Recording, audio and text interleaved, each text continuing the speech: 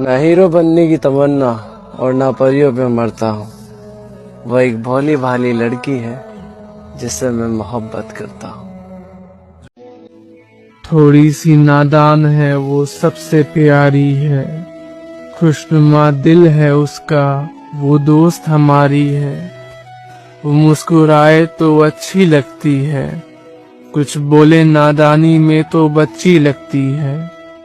उसकी तारीफ में तो अल्फाज भी कम हो जाए, अलबत्ता वो है ही इतनी खूबसूरत कि सबसे अच्छी लगती है।